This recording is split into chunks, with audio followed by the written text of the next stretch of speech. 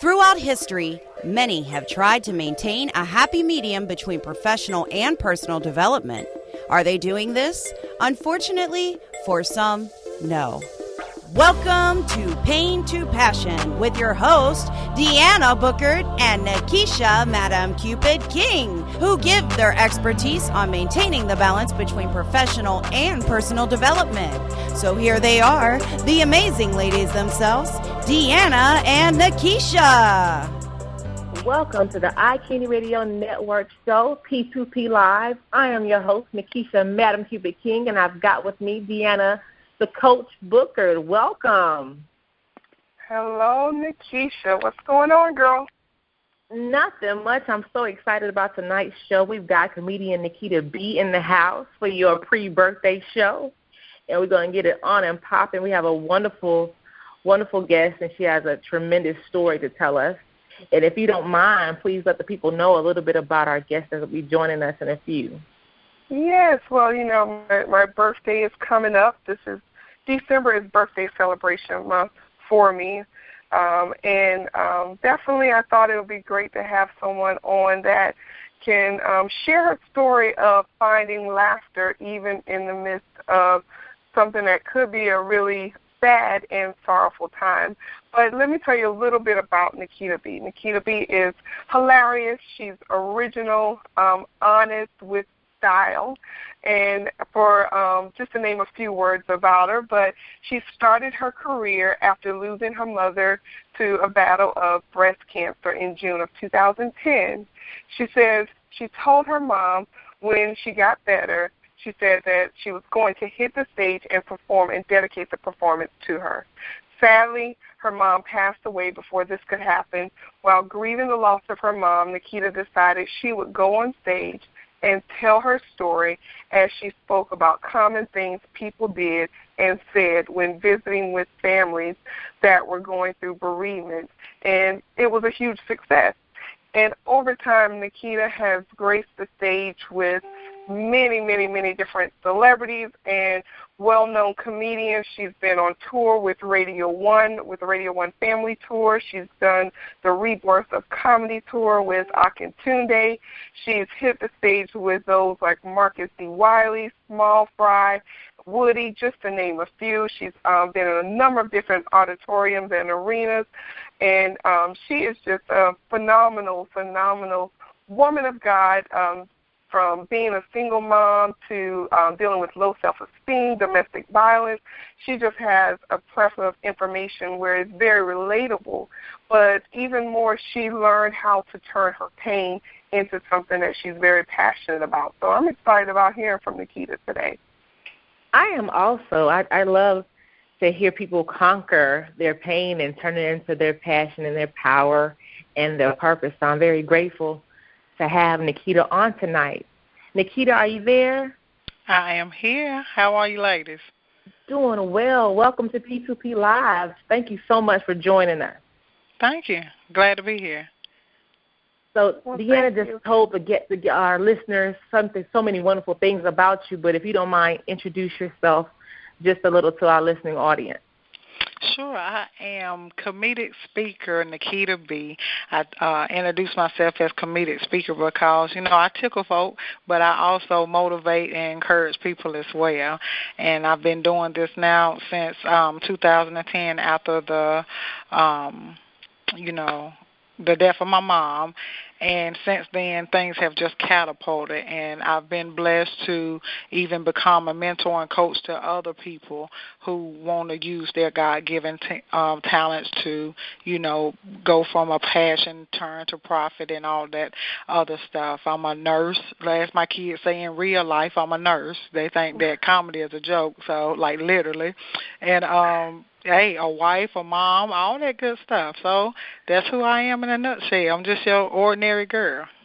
Yeah, and I met you sometimes. I'm trying to think when it was, but you were one of the contestants, and I think you were just getting started. Yes, and I want to say you placed.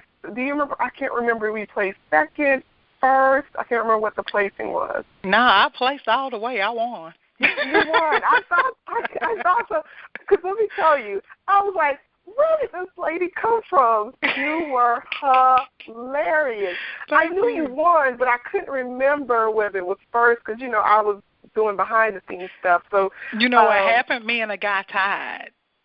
That's what it was. I knew it was something because I didn't want to say it until I figured out which one you placed. Because I was like, I was a little beside myself. I was like, no, she should have been the winner. So that's why I was thinking. I was like, wait a minute, something. But I mean, but later to hear your story and learn even more about you, it really just grew as far as like, man, I just want to support her. I love your story because so many of us go through so many different things. And, you know, even with me, as I've shared with many, my story with my husband and his accident and, you know, the recent passing of him, you know, it's easy for us to sit back and in judgment assume how people are supposed to grieve. Mm-hmm. And how they're supposed to deal with that. So how was that transition for you, dealing with the loss of your mom and now going to this particular realm of industry is really different? How was that for you to transition? It was very difficult. And then, of course, as being a believer, people believe that as a believer, you don't get depressed or you don't get so far down because, you know, Jesus paid it all. And I was like, okay, yeah, he paid it all, but I believe he left a debt with somebody because I feel some kind of way. You know what I mean? So you don't know how to process it because you don't want people looking at you like you less saved than they are. Then, you know, you just don't know what to do with it. This is something that never happened before. What am I supposed to do with this? So then, you know, you have to go back and those things that you heard all your life, you know, he won't put no more on you than you can bear and all that other stuff. And, you know, it was just so real for me. I had to find an outlet. It was not optional for me because I could feel myself in a depressed state. I could feel myself not liking people. I could feel myself wanting to backslide in my mind, you know. Like they say, when I want to do good, evil was always around, you know. Yes. So I could feel that. So I'm like, okay, Kitty, you're going to have to do something because what you're thinking about, he ain't going to be pleased. So, I mean, I literally felt like my back was against the wall. So I had to do something. Yeah. And I was reading your bio, and one of the things that you stated was you took even the things that people would say during this time of bereavement for you. And I was just telling Nakisha, I said, I can so relate to that because, you know, going through this past, you know, week or so with my husband, I was like, I can't believe they just said that. Like, did you think about that before you said that, speaking to a widow or in the presence of the children? And so, you know, how was that, and how did you take that and transition that to something funny and laughter? And how did that make you feel during your grieving process? Well, during the grieving process, it made me feel some kind of way. That was the stuff that had me feeling like I was going to go back and file D somewhere. But, you know, it just dawned on me. I was like, okay, they super stupid. You know, it just had me feeling like, really? And then even with my dad, you know, literally, my mom just got buried, people. I mean, like, I don't think they finished covering her and placing flowers, and you in here trying to fix his plate at the repast. I need you to sit down somewhere, you know, because people, they think they doing you a favor. They think that they're building you up, but they don't realize that at that moment, you just confirming to me that she's gone, she's not coming back, and all of this other stuff. You know what I mean? So it was very difficult at that time for me to process it because I was in my feelings, as my kids say, and I felt some type of way. But then after the fact, when I was able to think about it without crying and laugh, and I was able to laugh about it, it ended up being new material for me, honey, because people are super stupid. You hear me? They don't know what to say. It's like, really, did you just say that? But they said, you know, funerals and weddings bring the worst out of people. If you want to see how they truly, truly are, plan a funeral or a wedding, and they'll act exactly right. Exactly right. You know, just silly stuff. Like, she looked just like herself. I'm like, she supposed to look like my aunt. Like, who's she supposed to change to because she done left us? You know, I mean, just silly stuff. Yes, it is. And, you know, and one thing that, you know, I learned, you know, in the midst of, you know, people always say, like you said, God wouldn't put no more on you than you can bear. But, I've even learned now that we have to be really careful how we throw back out scriptures, because we got to really make sure we understand and know what we're talking about and what we're saying. So, when you think of bearing the loss of your mother, my mother is still here, and although my mama can be a little off sometimes and a little questionable, I can't even begin to imagine being in your shoes, bearing the loss of my mother, and I'm sure others that would say the same thing of bearing the loss or their spouse. So, how would you best communicate that when you think of, okay, what should you say to someone who is grieving, or what should you not say? What are some of the things that you learned through your experience? Through my experience, I learned you should not say anything stupid. And if you do not know whether your statement is stupid or not, then you should just not say anything. You understand? You should, hey, I'm praying for you. There it is. I'm praying for you. I love you. I'm going to keep you in prayer. All those little things right there. And as you walking away, though, don't just sit there and want to talk to me and want to hold on to him. Ain't nobody want to hug you. I'm trying to get back so I can get to myself and try to figure out some things. It's not the time for public service. But you know what? The time for that is the 3, 4, 5, and 6 weeks after. Because that's when it really set in. That's when I need that phone call. That's when I need you to tell me you love me and that you're praying for me. Is there anything that you need from me? Yeah, I need you to go down there and pay Duke Power because I plumb forgot. That's what I need you to do. Yes. Exactly. And you're right. When you think about the pain that someone goes through with dealing with a loss, I am so anti-funerals. I just don't do funerals. One, because of everything that we're talking about now, the things that people say and what takes place. But even when you think about the visitation to the home and people just coming and sitting, that just drove me crazy. It really did. And kind of like how you're saying, people say certain things. And I'm like, okay, did you think about that? Okay, now I've got to sit here with you across from me, and you just said the craziest thing. Like, did you really think about that? So when people are in pain, whatever that pain may be, it may not even be a loss, but what did you say to that person of the value of turning that into something purposeful, something that you're passionate about? Because it's a constant reminder for you that you've lost your mother, but you've now turned that pain to something that is, I would say that you're building a legacy, because one thing that I've learned through my process is my children are watching how I dealt with the pain, how I dealt with the disappointment. And I know you have a number of little people, some babies in the household, probably some not so young, but, how valuable is that for you to show not only to the world, but to your family, how you turn that pain to something that you're passionate about? You know what the biggest thing was? I did not lie to them. When it was those days where I just couldn't shake it and I had to cry and I had to get it out, guess what? I cried and I got it out. But if it wasn't so overbearing for me and I could do other things to get past it, whether it was listen to a song that she loved, talk about a memory that I had of, or whatever I had to do to cope with it, to show them there's other ways to deal with things. There's other ways to deal with stress, to deal with disappointment, because it was disappointing. And people sugarcoat and want to find nice words out of Webster Dictionary to describe something. Lying, honey, you were disappointed. You was heartbroken. Yeah. You felt like the Lord done let you down because he brought these people out. Why you didn't bring her out? That's what I went through, and that's what I felt. So just to let them know, it's normal to feel this way. Now, what is not normal is for you to stay in that place and not want to get past and not want to get out. A person can't tell you how long that you should weep, how long you should go through, but I will say it is unhealthy for you to allow it to keep you in a place for too long of a time. I will say that. The nurse in me tells you that, because I'm telling you, sorrow, pain, sadness, that can kill you, literally. You heard of people dying from a broken heart. That's true.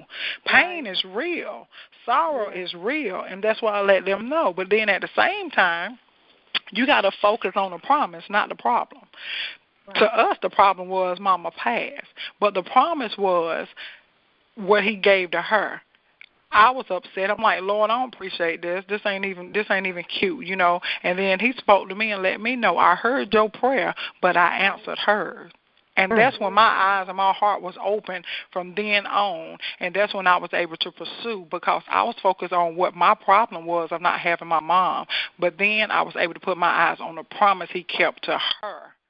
You know, weeping may endure for a night, but joy comes in the morning. Her joy came. So I was like, well, you know what, God, I thank you. So even with your husband or whatever, of course you're going to think about him. It's going to hurt, you know, and stuff like that. But focus on the promise. Focus on the good times. Focus on the memories. That's how I was able to get through it, because I'm telling you, had I not did that, then I would have been focusing on the transition that her body went through as we watched her leave us, and that's not a good thing. It's right. And you said something very powerful, is that we can't stay in that place. Like, it's okay that we're going to go there, because you're right. You know, my husband and I, and, you know, this is a even more rough season for us, because not just the loss of him, but, you know, you have the holidays. So Nakisha and I was just talking about this. Is a friend of mine, we're just talking. This is that time for, like, seasonal depression because of the holidays. And so, you know, dealing with the loss of my husband, and in January is our 16th wedding anniversary on top of that. So, but, you know, ultimately I think about kind of like how you said with your mom over the last 10 months. My husband, you know, accident was 10 months ago, but he was really, his health was starting to be affected. And so, you know, my prayer was like, Lord, you know, as painful as it is that I think it is for me, it's got to be even more painful for him. Right. So, you know, it was a question of whether I was being selfish or not, to ask God to keep him here longer than what was needed at that point because of the pain that he was enduring. So you're right. You know, we, regardless whether it's a loss, whether, you know, someone is dealing with just depression overall, if someone's dealing with disappointment, you know, it's a place that we go to, but we can't stay there. You cannot and that's so important. So important. And, you know, even for you to take what was something that was painful, the loss of your mother, and decided to press on, because at first it was an idea, but you continued to press on. And a lot of times people do that because, you know, now you're trapped into that entrepreneurship. So what about those days where you just wanted to give up? Maybe things weren't lining up as quickly, as fast as you would have liked, or just wanted, you know, still dealing with the loss of your mom. How did you cope with continuing to persevere through it? Oh, you talking about how I got through yesterday? Yeah. Let me tell you something. And you know, so many people, you know, and I know, you know, you're going to share with us about the conference you have coming up. You're going to share about your book. You got a boot camp coming up. You're doing comedy tours. So, you know, still you're a mom and you're a wife on top of all of that. And, you know, even during this time, you know, when you first started dealing with the loss of your mom, there's so many entrepreneurs out there, authors, that things get slow or life happens and they give up. So what would you say to that person? I literally went through this yesterday. Was it Saturday? Girl, I don't forget what day it was. It was a day that ended with the word day. It was one of them days. It wasn't that long ago, though. Listen, when I tell you, I was actually at a comedy show, and they were singing, what is it? And this Christmas will be a very special. Girl, bye. I'm in there crying my eyelashes off before it's time for me to go up because I was already missing her. I was already feeling some kind of way. She loved that song. All I could see was her getting up doing her little dance that she did or whatever. And I literally had to, when they called me, go up, get myself together, and still pursue. But I made a joke out of it by telling them, I said, see, something told me not to wear these eyelashes. Now I got to let them draw so I can reapply them. You know, just being silly, but it was the truth. So what I had to learn was, and this is what I tell anybody else, when you know that there's a purpose down on the inside of you, you know that there's something that you need to pursue, you have to to find yourself being around the right people and having the right information going on around you and inside you at all times, because that will keep you in perfect peace. Now, we heard, the Lord will keep you in perfect peace, and he will, but guess what? If you don't have substance down on the inside of you, he has nothing to keep you with. Right. And people, they need to realize that I'm real simple. I'm that ABC 1, 2, 3 kind of chick. You got to tell me what you mean when you say it. A lot of times we throw scriptures and we do these different things, but the people don't understand it. They don't know how to apply it. And that's how I was. And I was a preacher's kid. Take your burdens to the Lord and leave them there. I was like, okay, I know what my burdens is, but how I leave them? It wasn't broke down. You know what I mean? I'm like, I went to the altar. I told him about him. He gave them back because I still feel it. You know what I mean? So the important part is, I'm telling you, you have to surround yourself around good people. You have to, like, whatever I hear, the music I listen to, the audios I listen to, the videos I listen to is inspiration, motivation. And now I ain't going to lie and say all the music I listen to is gospel, because sometimes I need Anthony Hamilton in my life. You know, I mean, it's just whatever makes me feel good, that's what I do. If it won't disappoint the Lord and won't make me and my husband fall out, I'll do it. Right. Now that's a whole nother subject. We'll have to make sure we have you back on to talk about the saints and music. Come on now, will you please? But I guarantee you, listen here, you had the old school saints in there. Play some Earth, Wind, and Fire. I guarantee you they won't be able to sit still. That's right. You know, and I teach a teen class, and I always tell my teenagers, you have to know yourself. And you have to know where that music takes you. Now, if that music takes you to a place that you know God is not pleased, then, you don't need to listen to it. If that music takes you to a place you ain't have no business going in the first place. That's it. You don't need to listen to it. Don't listen to it. Don't listen to it. There you go. So, that's a whole other lesson for the super saints. We have to make sure we have that. Right, super saved. I tell people I'm regular saved. That's super. You're not super sized. So, there you go. But I thank you for sharing those points, because I'm sure it's gonna help somebody. Because a lot of times, people see our success. They see success. They see the things that you're doing, and don't know what you had to persevere through. And in order to get there, just like the example you gave where, you were sitting on the side of the stage and knew that it was time for them to call your name. You had to persevere through that moment to continue to do what you have been purposed for and what you have designed, or God has designed to turn that pain into something that you're passionate about. And it helps others. It's liberating, I'm sure, on your end. Yes, it is. Oh, my goodness. And what people have to realize is this. The enemy does not take a break. He always shows up. He don't take sick days. He don't work part-time. He works full-time, and he's consistent with the foolishness that he does. He may change his tactics, but he does not let up. So because that happens, life happens. We just went through a tragedy of losing my nephew. He was murdered. My son was in the car with him. He driving, my son in the passenger seat. They giving somebody a ride in the back seat. The guy from the back seat decides to shoot my nephew in the back of the head, kill him on the spot. My son barely got away with his life. He's shooting at him. My son falls, able to get up, run through the woods. It's like a darn movie. Get to a house, able to call somebody to get him help or whatever. That happened the day before Thanksgiving. I had a comedy show the day of his funeral. I said I wasn't going to go, and I was like, well, you know what? I can't cancel the show because something was just telling me, you need to go. You need to pursue. I went anyway. 2 people in the audience went through similar situations, but because I was able to talk about it, smile about it, and get through it, they found hope. That's why I tell people I'm a hope dealer. That's what I do.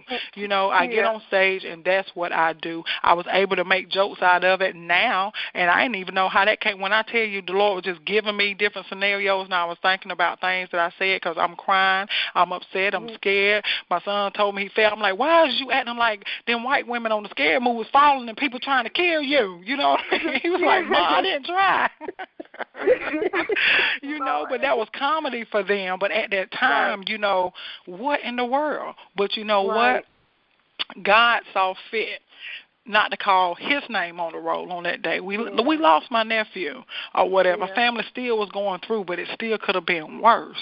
Right. You understand? Right. So that's why I'm saying you have to have some kind of substance down on the inside of you to keep going, man. And when you feel empty or feel like you don't have that substance and you don't have the right people to pour into you, then guess what? Stop pouring yourself out. That's another misconception we got as believers. We feel like we got to pour into everybody. No, we don't. Why would you waste it? Why are you going to pour it? Why are you going to put this on soil that ain't going to do nothing, honey? You out there trying to walk in sticky brows, and they pretty green grass over here that's looking for you to water. Ain't nobody playing them games. That's right. I ain't playing them games, huh? You know I'm already skinny. I lose any weight from stress. They going to swear I'm on that stuff. She going through a lot, Lord. She on that stuff. She on that stuff. Yeah. Oh, too funny. Oh, my goodness. Nikita, can you please tell our listening audience what projects you have coming up? You got me over here cracking up. I'm crying and drooling. What projects you have coming up? Yes, y'all, I am so excited. I have a ebook that's coming. It's really soon. I'm going to launch it probably the week of Christmas because I want to give people a gift, honey. And it's called Loud Whispers and Silent Cries. I love it. And this is a book that talks about how, for instance, something can be wrong with you. You giving subliminal signs because you're not yourself. You're not doing the same and all this other stuff. You're not saying it, but it's a sign to them something going on. It's loud to you, but to them it's a whisper because they don't pay any attention. Then the silent cries, it's from that person that looks like they got it together. They acting like they got it together, but they cry themselves to sleep at night. It's the loud whispers and silent cries, but it's showing you how to find and discover your true purpose in life, how to conquer fear and, pursue your purpose. Because fear is what it is. We're afraid to move on, scared to go forward. We're scared for whatever reasons fear has set in, and I went through that. So I said, I know if I go through it and if I went through it and it's so heavy on me, then other people are going through it as well. Wow. And you just said the conference. You have a conference coming up also? Yes, in February we'll have a Launch Your Dreams conference, and this conference is for the person who literally is ready to launch their dreams. They tired of the excuses. They taking fear and jumping with it. They know that they need somebody to pave the way, but they're willing to go in the direction in which they are pointed. So that's been on my heart to do too, because I can remember a time when I needed a Nikita. I needed to clear the clutter because a confused mind does absolutely nothing. So we go through the 4 stages. We go through the discovery. Everybody is awesome. We discover all the possibilities that you have, but then you have to decide on one, because it starts with one, then you build on it, and then after you decide on that one, you have to develop it, and that's through mentorship, that's through coaching, that's through whatever you need to do in order to develop yourself and then deliver it. So it's the 4 Ds. You have to discover, decide, develop, and deliver, and that's what we go through with Launch Your Dreams. I love it. I want to go. When is Come on. Yes. Nikita, thank you so much for joining us tonight. Can you please tell our listening audience where they can find you, your website, on Facebook, on Twitter, Instagram, YouTube, all that good stuff? Yes, thank you. As my uncle would say, and this is my drunk uncle, of course, but I love him to death. He said, I am Googleable, honey. If that ain't a word, it is tonight, baby. You can follow me, not in your car, but on Facebook at Nikita B Williams. You can follow me on Instagram, Twitter, and Periscope at I am Nikita B, because that's who I am, and that's just enough, honey. That's who I am. Just Google comedian Nikita B, because if you go on there talking about some Nikita Williams, honey, I found out the hard way that woman ain't with the Lord. You got to Google comedian Nikita B, and then I'll pop up. Oh, my goodness. Thank you so much for joining us tonight, Nikita B. I have laughed. Oh, my goodness. For all of you all that are listening out there, please follow Nikita B, not in your car, but on Facebook and Twitter, and join us next week on P2P Live, same bad time, same bad channel. This is Nakisha King and DeAnna Booker. You all have a blessed night. Good night. Thank you for listening to P2P Live, the show that's changing history for all. When purpose meets passion, balance is restored.